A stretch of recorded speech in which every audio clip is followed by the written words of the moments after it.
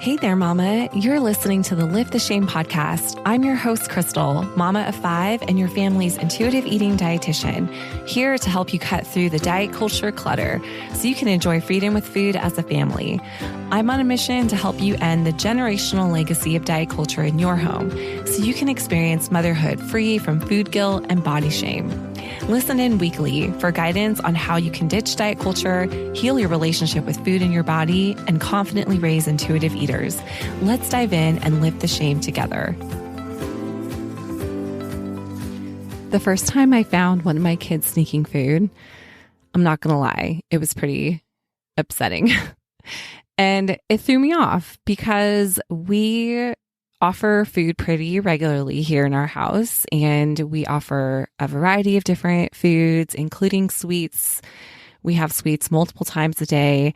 And I remember when I found my daughter with a bag full of candy in her room, unwrapping all the wrappers as soon as she could and stuffing them in her mouth. I remember thinking, oh my gosh, what did I do wrong?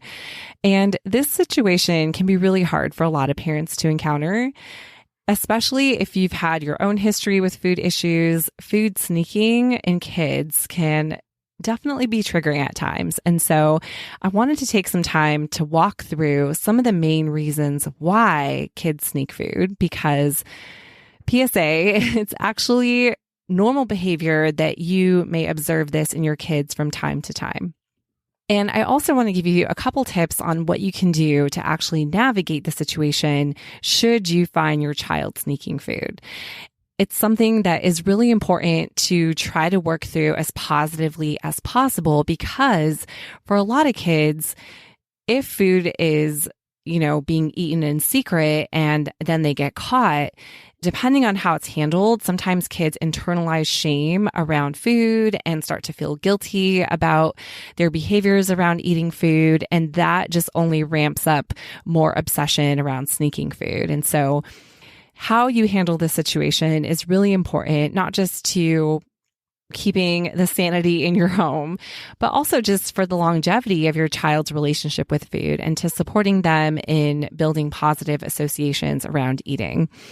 Because we don't want our children to ever feel ashamed for trying to access more food or to get a specific kind of food.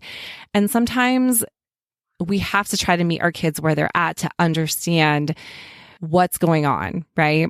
I always like understanding this big picture idea that all behavior that we see in our kids is some form of communication, especially because our kids, depending on their age, may not quite have the words to articulate what they're feeling, what they're needing.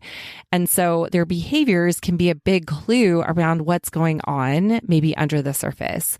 And we just have to be willing and able to work through our initial reactions that come up in order to discover what that is, in order to create safety around food for ourselves and for our kids, and ultimately to help uncover if there are any underlying reasons driving those behaviors around food that need to be addressed more specifically. So today we're going to look specifically at food sneaking.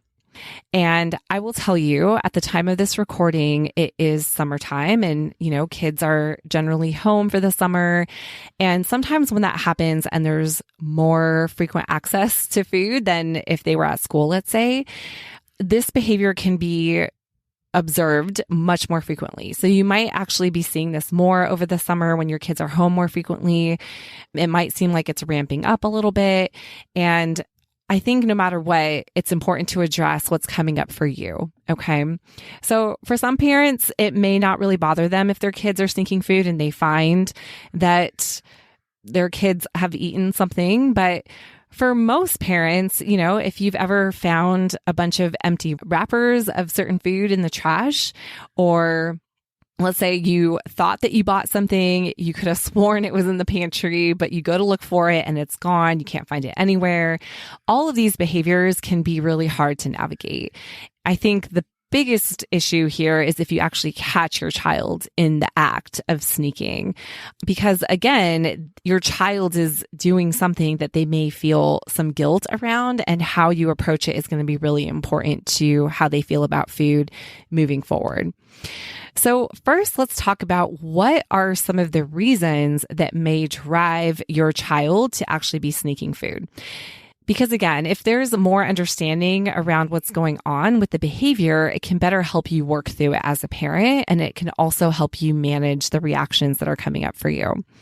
So I'm going to go through a few possible reasons. This list is not exclusive by any means. There may be other things going on that I am not touching on today. I just want to also help support you as a parent if you're dealing with this, or if this has come up for you.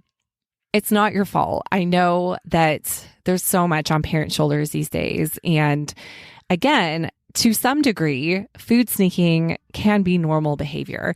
Now, if it's reoccurring and happening all the time, and it's something that your child continues to do, that definitely is something we want to look at a little more closely.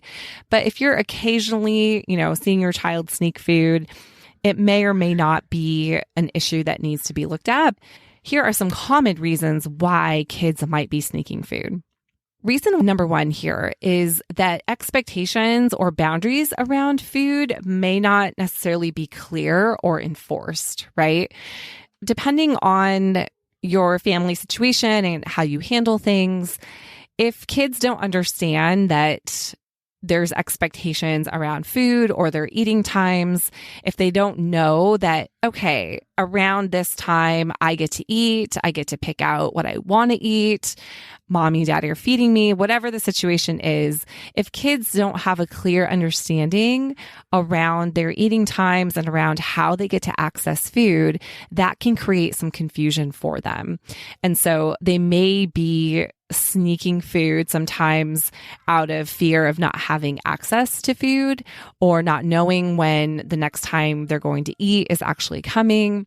And this is really common, especially during the summer, when, let's say, your kids are used to a regular kind of eating structure at school, but that at home things may kind of fall off the wayside for good reason, right? Like there's a lot happening during the summer. But if there's not clear understanding, like, okay, I get to have a snack, or I'm going to be eating soon, and there's not frequent eating opportunities, that can sometimes drive our kids to seek out food. And if, especially, they don't feel like they have permission to eat, they might take matters into their own hands, per se. This is where having kind of a reliable eating routine, it doesn't have to be anything rigid, but just offering food frequently and making sure that our kids know they have regular access to food can really help curb this sneaking behavior.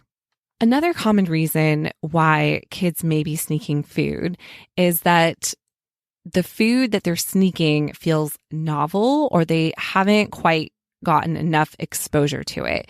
So this is really common, especially when you buy something or you're bringing something in new to your home that your kids haven't really seen, or that they're really excited about, or that maybe they don't get to have very often. So sometimes if this is happening around sweets, it may be that kids aren't getting enough access to sweets. And actually, when I found my daughter sneaking food, she had taken a big bag of leftover candy that we had from Christmas one year. And to me, that told me that, okay, this is still a bit of a novel food for her because she hasn't quite had enough access to it. So this is actually one of the more common reasons that I see is that, especially if it's something that kids know is available, but maybe they're not allowed to get enough at certain meals or snacks, or maybe they only get a little bit here and there. They may try to sneak it out and find it so that they can have more of it. And this is very common with foods that feel novel. So let's say you're bringing in a new box of cereal, or you're buying cookies and you don't normally have cookies, or your kid comes home with a bag of candy from a birthday party and you stick it in the pantry and they're not getting a lot of access to it, that often drives kids to sneak it out and to find food and to eat it and hide it in secret. And kind of piggybacking on this, so this would be a third reason here, is if a child doesn't feel like they have full permission to eat some of the foods that they really like and enjoy. If there are certain things that you have in your home that you're not necessarily providing full access to for your kids, or, if your kids have ever heard comments around certain foods that they like, oh, that has too much sugar, or that's not good for you, or we don't eat that in our home, that can cause them to feel some internalized shame around liking those foods or wanting to eat them or enjoying them, right? So we have to remember that developmentally, kids are concrete thinkers, right? So that means that they take things at face value, that they translate what's being said to them very literally, okay? So if you're telling them, hey, you shouldn't eat too much of that, it's bad for you, they can translate that to mean that, oh, I'm bad for wanting to eat this cookie or these candies or whatever it might be. And our kids, unfortunately, pick up a lot of that messaging even outside our home. Like this is popping up in school health curriculums and, soccer practice, and they're hearing it all over the place. And so that can, again, drive a child to eat things in secret if they feel like I don't have permission, or I'm going to be scolded if I try to eat this food, or I'm a bad person for wanting to eat this. That really doesn't give our kids permission to eat things out in open, which is why they might be sneaking or hiding it. Again, that's just another reason that we want to look at when we're considering why these behaviors might be happening, especially on repeat. Another reason here is that kids might be looking for emotional connection when they're constantly seeking out food or sneaking food, especially if there's frequent eating opportunities being provided. Eating is intended for pleasure and nourishment, right? It does provide cues to the reward system in our brain, and that is not a bad thing. I hate how eating gets a bad rap, like emotional eating, and we're going to have some more podcast episodes all about that for sure. And one thing to understand is that food is something that provides a tangible form of gratification, especially for a child who might be feeling isolated, lonely, bored, understimulated, overstimulated, dysregulated. Food can be really regulating, and there's nothing inherently wrong with that. I want to make sure that we put that out there for clear understanding. And it's not something that necessarily needs to be fix, so to say. We just want to be aware of patterns, and we just want to make sure that our kids have more resources at their disposal if food is their sole source of comfort, right? The other thing is that we want to be aware of patterns. Sometimes our kids don't have, again, the words to articulate what it is that they're needing. And this is especially true for younger kids who, might say, I want a snack, or I'm hungry, or I'm needing this. And they may have other needs beyond that and beyond what they can articulate. It's always helpful to just kind of assess where your child's at in the day, what they might be needing in terms of helping them feel supported and emotionally regulated. And, sometimes kids will seek out food and sneak it in an attempt to meet an underlying need that they have emotionally. And that's not something that's inherently bad. We just want to be able to look for patterns and identify if this is an ongoing thing. And if so, are there other ways that we can also help support our kids in addition to the food that they're seeking out? One last reason that I'm going to touch on here in terms of why kids might be sneaking food is because they may be legitimately hungry or going through a growth spurt. And I will say that I see this more commonly among pre-adolescent and adolescent children. And, sometimes they just tend to go through these big growth spurt periods. And if they're not getting enough opportunities and enough access to food over the course of their day, then they may be sneaking food in order to meet their needs and their hunger needs. if they're not getting sufficient food to support what they need, if they are going through a growth spurt or they are legitimately hungry, again, it might drive the behavior to seek out more food to help satisfy and meet those needs. That's something we want to look at a little more closely too. So now that we've gone over some of the reasons why food sneaking may be happening, let's talk about what you can do to actually respond in the situations where you find your kid sneaking food. If you caught your child sneaking sweets, or you found wrappers in their room, or, you might have found food stashed in their room where it's not supposed to be, that can be really hard. We've acknowledged that, right? And how you respond is everything. The tendency might be to reprimand your child or to try to take efforts to correct the problem itself. But that is like treating the symptom and not the problem.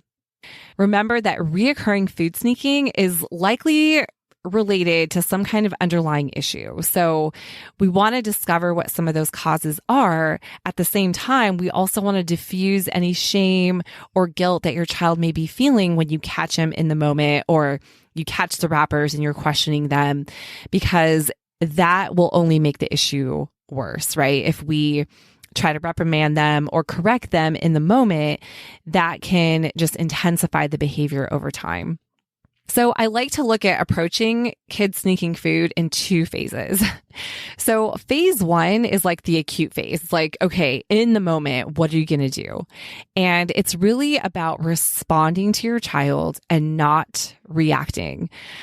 I like this phrase, get curious, not furious, right? Like, get curious about what your child's doing, why they're doing it, and try to connect to them versus trying to correct it, right? Remember that you're building a relationship with your child, and you want it to be built on trust and safety, especially around food, so that they don't internalize fear or shame around eating or even sneaking food.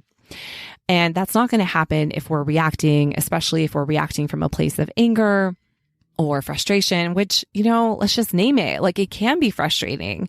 It can be really upsetting, but it's really important as a parent to learn how to manage those reactions so they don't get projected to your kids. Ultimately, the first step here is that you just want your child to feel safe. Even if the behavior itself is throwing you and frustrating to you, it's not your child's fault. It's not your fault. And remember that their behavior is an attempt at communication, okay? And that behavior has also stemmed from a root.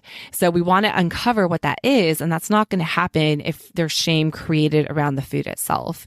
And this can be a great teaching moment for both you and your child. But really, the main thing you want to think about is diffusing any feelings of guilt and shame. You can acknowledge what's going on, and then also do whatever you can to give your child permission to eat whatever it is that they're sneaking. So when I found my daughter hiding behind her bed with the bag full of candy and chocolates, and she was unwrapping them, all of them, and shoving stuff in her face, and, it was clear, it was obvious. I was taken back at first, but then, really tried to work through my own reaction to help her. And I just said something along the lines of, "Hey, I see you found the candy from the pantry. It's really yummy, huh?" And I just sat next to her and put my arm around her and was kind of like stroking her head. That can help, like physical touch, to diffuse situations that are anxiety provoking. And we just want to make that connection with our kids. Just acknowledging like, "Oh yeah, I see that you found that. And yeah, that's really yummy. I like eating those too." And then what you want to do is just kind of adjust the situation so that you can kind of bring it out into the open. It doesn't feel like this secretive thing anymore, right? That can look like saying something like, "How about we take this to the table?" Or let's go sit on the couch and finish eating these candies over there, or wherever that works in your family. But it's like you want to bring it into an open space so that, you're kind of breaking the shame and the isolation around the food sneaking that's happening. And so with my daughter, I just said, "You know what, honey, let's go to the table. Like, let's go have our candy over here at the table. Is that okay? And I can help you, like, let mama pick up some of this for you. You pick the ones you want. and we went to the table. I think I poured her a glass of milk or water, and I sat with her, and I just, basically gave her permission to continue eating and brought it out into the open. One thing that can be really helpful and really powerful too is if you are sharing alongside with your kids. So, it was a big bag. There was plenty of candy for everybody. And I remember asking her, is it okay if mama picks out a piece to have with you too? I remember she picked out Tootsie Rolls and we were unwrapping them and eating them together. And that really helps when we can model permission, right? Like we're actually showing our kids like, hey, it's okay. You're safe. You're eating. I'm eating and enjoying this with you. And so it really has the potential to form a positive association in a situation that could have otherwise been really shaming. So that can be really powerful. And of course, you can adjust it as needed and customize it to your specific situation. But the goal is that you really want to give permission, diffuse shame, be careful and mindful about the words that you're using when you're asking. And I honestly, in this initial phase, I wouldn't even ask questions about like, why did you do that? Why are you sneaking sweets? Like, we're not supposed to be eating that. Like, I would avoid any of those types of statements or questions, especially in this initial phase. You want to try to use this initial response as a time to diffuse the shame that may be building up there. So that's really important. The next phase is that you want to try to address the root issue. So if the food sneaking is happening and it's an ongoing thing, then you want to try to uncover what is potentially triggering this. And that's where looking at some of the reasons that we discuss, like why food sneaking might be happening, looking at some of those things a little more closely can help you understand like what strategy you might need to be implementing. So, for example, in our situation with the Christmas candy, obviously that's something novel, like seasonal foods that your kids aren't going to be seeing year round can be more enticing because they feel more special. It's like, oh, I only see these around certain times of year. And so to me, that was a clue that she needed to be seeing those and having access to them much more frequently than I was already giving her. And that looked like offering them at multiple meals and snacks throughout the day alongside other foods that she's already getting, because that helps normalize it and it takes an emotional equality approach to all foods, which is really important for our kids. So whatever it might be, you want to do your best to try to read the situation, to try to understand.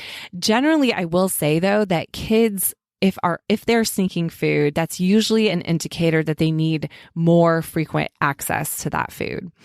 And however you can provide that access with structure and support is going to be really helpful to diffusing and preventing that behavior from happening again. The other thing to consider, if you are concerned that maybe your child's seeking out food for emotional reasons, this is where you want to try to think about ways to fill up your child's emotional cup, right? How can you connect with them? And remember, it's about quality, not quantity. I think sometimes we think, gosh, I need to spend X amount of time. But I would say if you could spend any amount of time and just be really intentional about being present with them, about connecting with them, about engaging with them in something that really interests them, that they love and they're excited about, that's going to help fill up their emotional cup. And that takes time to build up too. So, there's a variety of different ways that you can approach this, but just know that, again, we want to look at the behavior as something that your child is communicating to you. There are ways to help support them to create that safety and positive connections around food and eating. I hope this was helpful for you. I know that food sneaking in our kids can be a really triggering situation at times, but I hope it gives you just a bigger perspective to see what's happening, what's going on, and how you can address it to support your kids to work through these challenges when they do pop up. As always, I'd love to hear from you. So if you have a question about today's episode, send me a DM on Instagram at Crystal Cargis or leave a question in the show notes box, and I would love to answer that for you.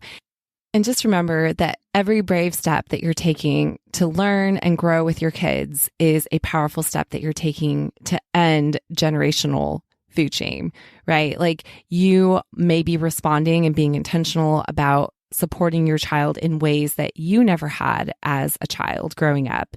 And that's a really powerful thing. So please give yourself credit and know that you're doing an amazing job. Thank you for listening to this week's episode of the Lift the Shame podcast. For more tips and guidance on your motherhood journey, come connect with me on Instagram at Crystal Cargis. Until next week, Mama, I'll be cheering you on. Bye for now.